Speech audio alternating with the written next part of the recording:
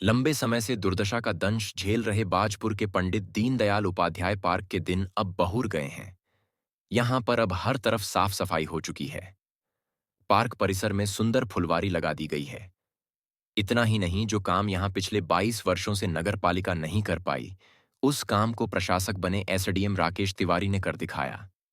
यहां जनसंघ के नेता पंडित दीनदयाल उपाध्याय जी की सुंदर एवं भव्य प्रतिमा को भी स्थापित कर दिया है। जल्द ही प्रतिमा का अनावरण हो जाएगा।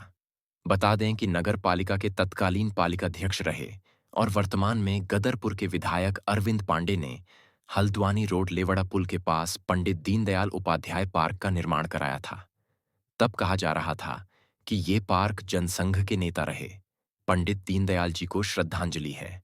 कुछ दिनों तक तो ये पार्क सही रहा, लेकिन उसके बाद इसकी दुर्दशा होना शुरू हुई।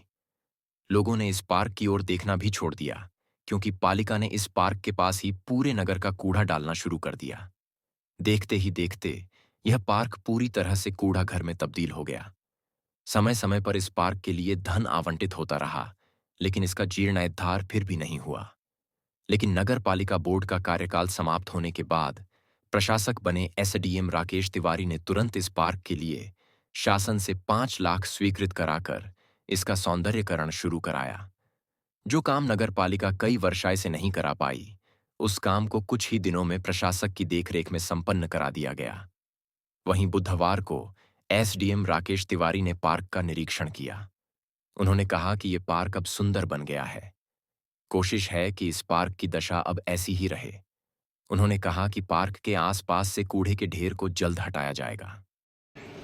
हाँ, जो हमारे यहाँ नगरीय क्षेत्र में नगर पालिका द्वारा दीनदयाल उपाध्याय जी के नाम पे पार्क एक पहले से बना था, जिसमें वर्तमान में मूर्ति स्थापित हुई है और उसमें उसका डेवलपमेंट सौंदर्यीकरण विशेष तौर पे किया गया है।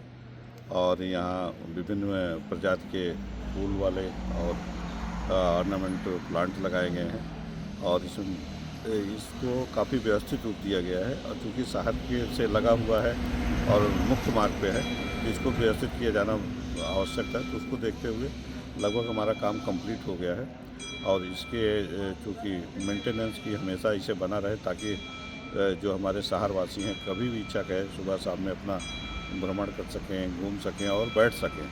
तो उसके लिए ईओ साहब को और हमारे जो जेई साहब हैं उनको निर्देशित किया गया है और इनसे कहा गया कि यदि नगर पालिका कर लेती तो बहुत बेहतर है। यदि कोई अन्य व्यक्ति जो सामाजिक कार्यों में बढ़ चढ़ के करते हैं, जैसे यहाँ बड़े बड़े किसान हैं और होटल व्यवसायी वगैरह हैं, कोई इस पार्क को डेवलप करना चाहता है या 12 महीने मेंटेन रखना चाहता है, वो लेना चाहता है निःशुल्क रूप में, तो उसको भी दिया जा सकता है। तो एक आध दो लोग संपर्क किए हैं, बताया गया है और यदि ठीक रहेगा तो उन पर विचार किया जाएगा।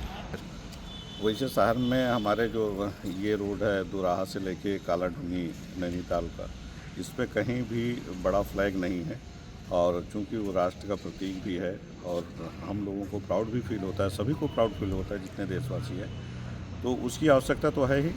कोशिश की जा रही है। मेरी भी कोशिश थी कि दीनदयाल पार्क के पार्क स्थल पे अथवा जो पंत पार्क है हमारा मंडी में, तो इन दोनों स्थल में से किसी में जहाँ उपयुक्त हो एक फ्लैग लगे।